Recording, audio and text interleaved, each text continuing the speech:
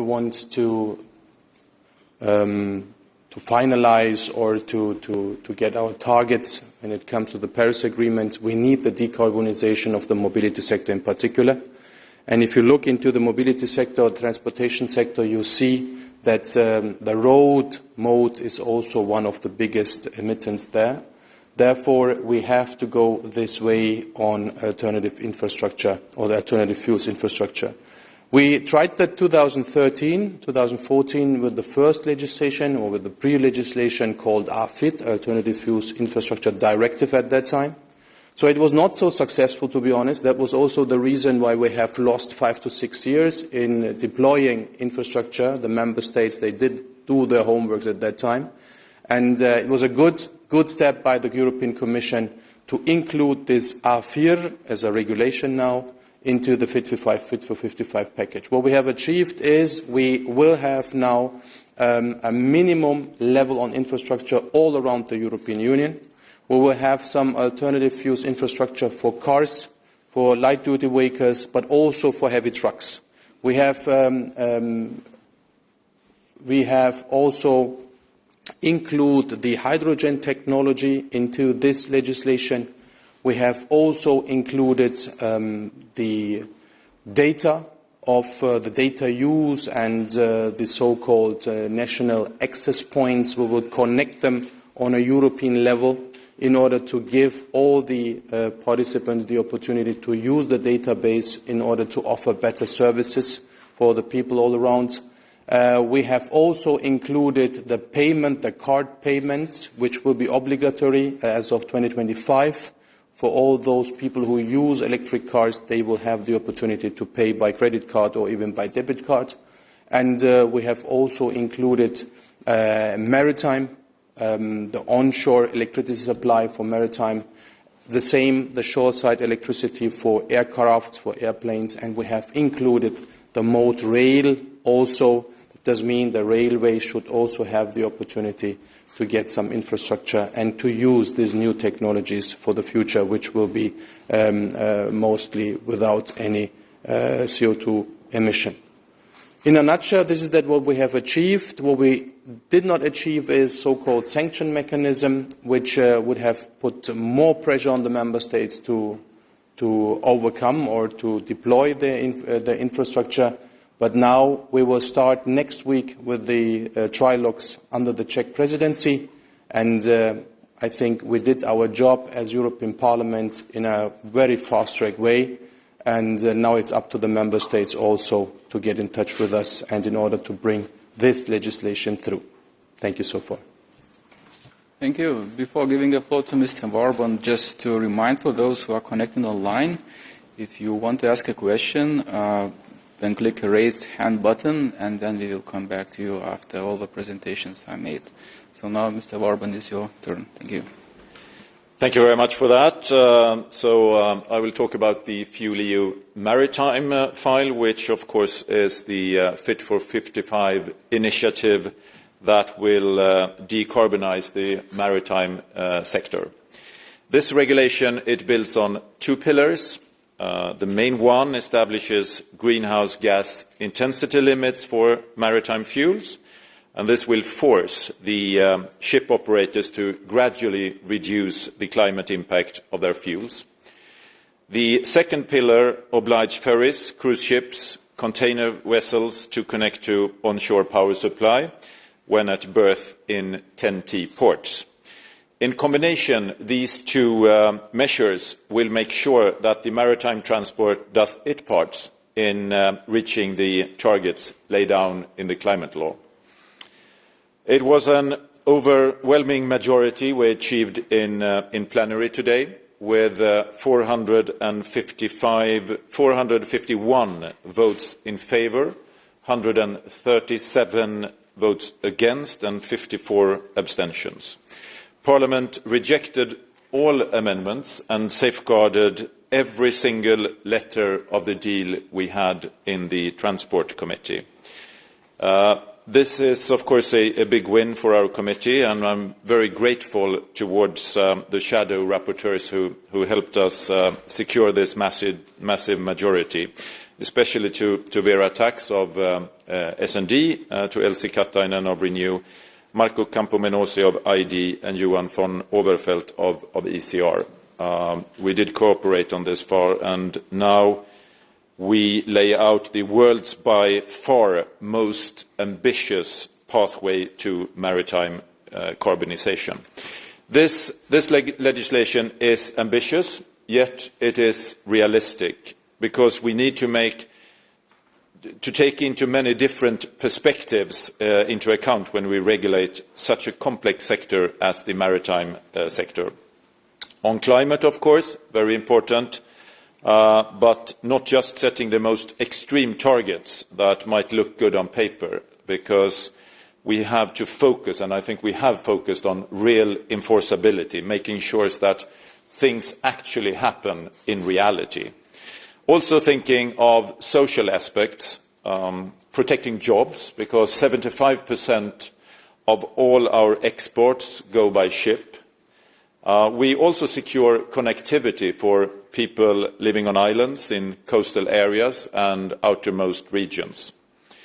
We shield the most vulnerable families from rising prices, so safeguarding the maritime sector's competitiveness and making sure there won't be carbon leakage or jobs loss in Europe. My guiding principle has been to ensure that we get the biggest emissions savings possible per euro spent. We do that with a very effective scope. We target 90% of the maritime CO2 emissions, while shielding the very smallest ship owners and ports from massive economic and bureaucratic burdens. We do it with a phase-in that is rapid but realistic, and we do it with a target-oriented design where we set a pathway forward with strict greenhouse gas limits, but without micromanaging ship owners or forcing them into some kind of one-size-fits-all. We leave to them whether to choose e-methanol, hydrogen, advanced biofuels, or large-scale wind propulsion, or something else, because I think there will be a massive technological development the years ahead. Just to mention briefly some of the main new elements from the Parliament. We have increased the overall climate ambitions by tightening the greenhouse gas intensity limits. We maintain the first 10 years unchanged, giving the industry some breathing space, but then we have a significantly more ambitious trajectory. The greenhouse gas intensity fuels in 2050 will be reduced by 80%. Furthermore, we introduced an RFNBO subquota of 2% from 2030. This is stricter than the subquota imposed by RED, which is 1.2%, and this will send a very strong signal to the market to invest heavily in e-fuel production. Then we streamline the FuelEU with AFIR, making sure the obligations to connect to onshore power only applies to 10T ports, not all ports like the Commission proposed.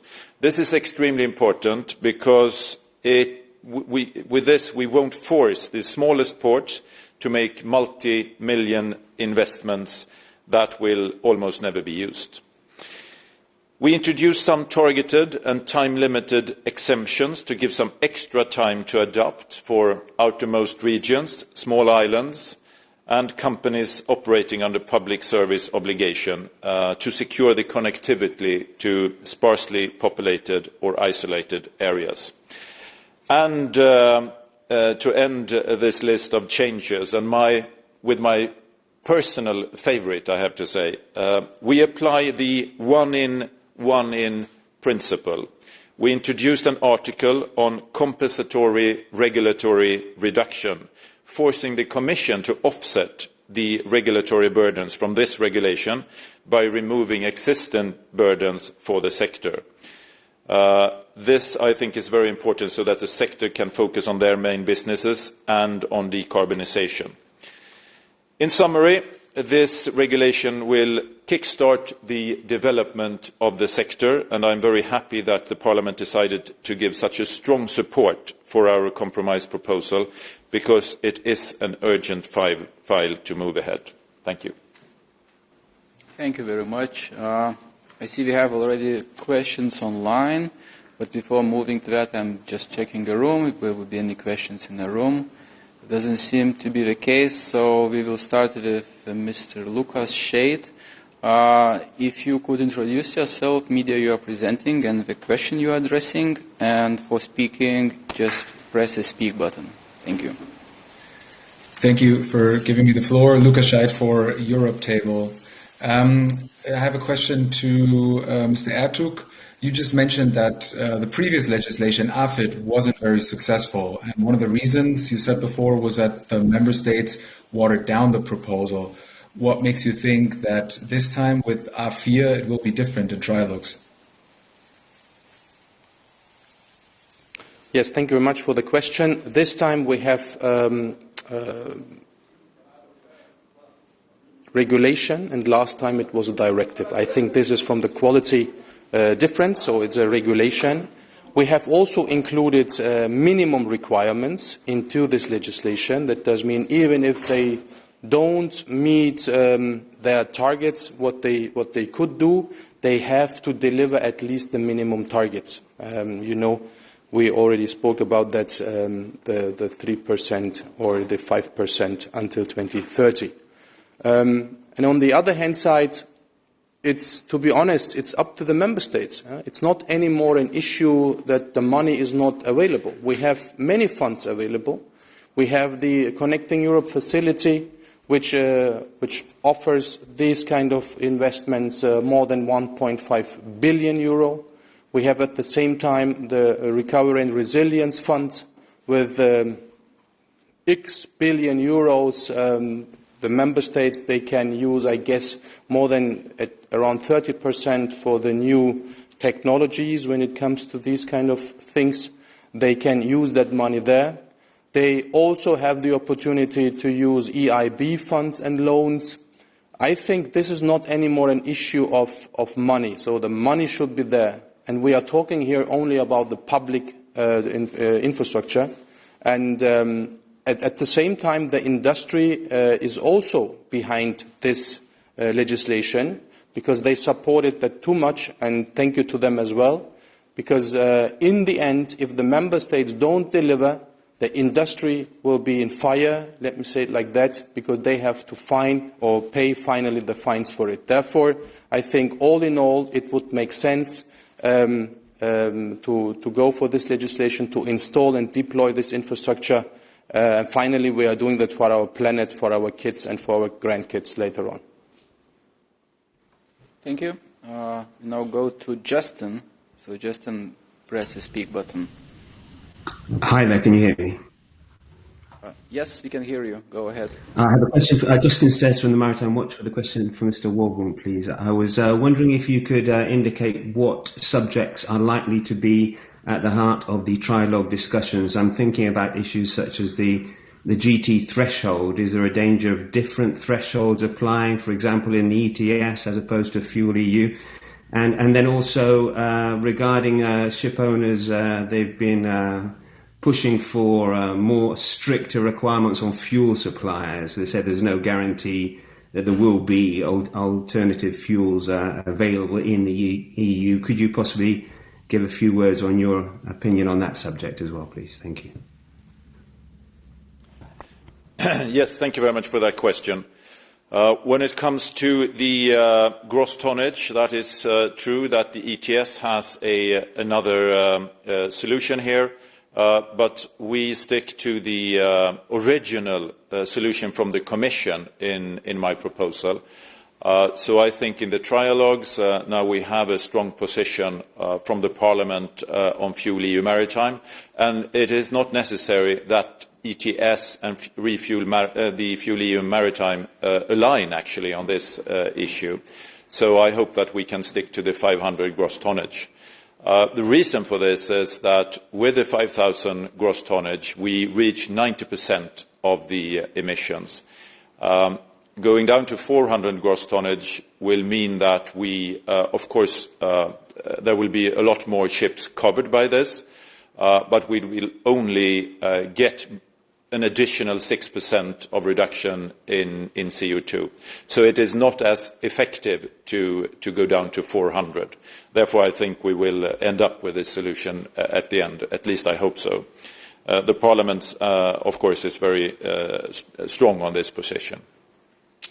Then on the responsibility for if the responsibility should be with the ship owner or with the fuel supplier.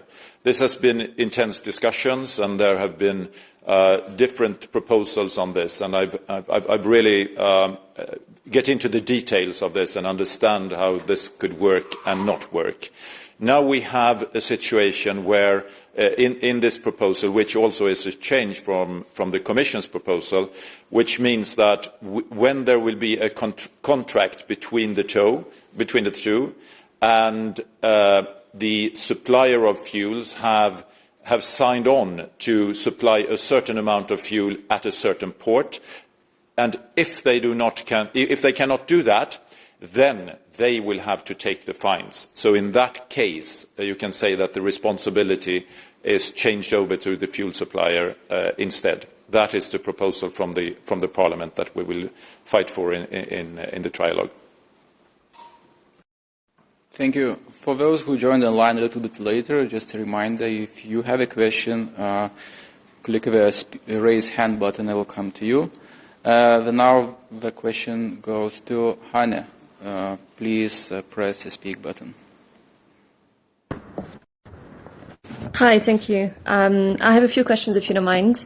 The previous report already asked a similar question. I was wondering what the priorities will be in trialogues with the Council. So what do you expect to be the main dividing lines in talks with Council? What will be Parliament's priorities in those talks?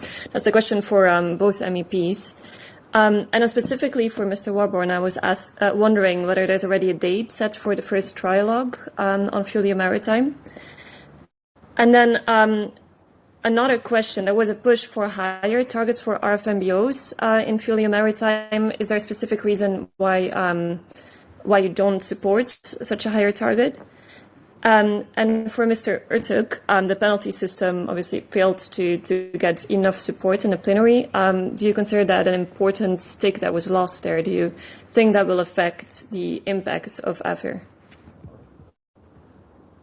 Thank you. Maybe we'll start with Mr. Ertug. Yes, when it comes to the RFNBOs, I was the one who supported that, and I voted also accordingly a few hours ago in the plenary. Maybe this question should go to those who didn't vote on it. I voted for the 6%, by the way. And when it comes to my question regarding the penalties, so we all know in the European Parliament you have to defend your position in the trilogues against the member states. And they shouldn't understand me wrong, but my well-known quote is always when I say the biggest problem of the European Union are their member states, and this is once again a proof for it. And the AFID was also a proof for it. And the ambition of the European Parliament cannot be met with the general approach what has been taken under the French presidency. And when we compare the French presidency's general approach with the initial text of the European Commission, even there are disparities which would not lead us as European Union to that point where we normally should be later on in order to save the CO2 emission targets. And this was an additional tool. Colleagues told me, yeah, you can be happy you brought everything through. Yeah, that's right. But I tried to convince my colleagues on the so-called sanction mechanism, which could have been also a tool in my hand when I go into the trilogues to show the member state, look guys, the European Parliament, they are really serious when it comes to the targets and when it comes to the sanctions. Okay, we have to accept that, but I don't think that this will affect the outcome of AFIR. We have, as I told you in the previous question answer, we have several tools with which we will be able to bring our initiative through. And I really urge the member states to move from their very restrictive and destructive position what they have taken under the French presidency. Thank you. Mr. Warburton, please. Yes, thank you very much for that question as well. When it comes to the trialogues, and especially on RFNBOs, I think it's good to point out that in the Commission's proposal, there is no RFNBOs. Now we have that in the Parliament position of 2%. It is true that it has been different proposals on this. There have been proposals of increasing this dramatically. The reason why we have landed in 2% is basically because of availability. We are, first of all, I think it would be much better to have a technology-neutral law from the first place. But now I support this deal, but we have safeguarded that in case there are no availability of RFNBOs, that was the main issue why we didn't want to raise it, basically. And there are also some safeguards so that the Commission now can adjust this if that is necessary due to availability, but both ways. They can adjust it both up and down. If there are a lot of availability and we do not reach the climate targets, they can still adjust it up, or they can adjust it down if there is no availability. Because I think there is two situations I would like to avoid. First of all, we have to reach the climate targets, and if we don't do that, then the Commission could adjust. But we also have to make sure that the sector, the industry, the maritime sector, they have to be able to perform. If there are no availability of the fuels, then they will be hurt by fines in this situation, and that wouldn't be fair to the ship owners if they are heavily fined if there are no fuels available. So therefore, it's a balancing act, and I think the Parliament has landed in a very good and balanced, realistic position here. And the last question on the trialogue.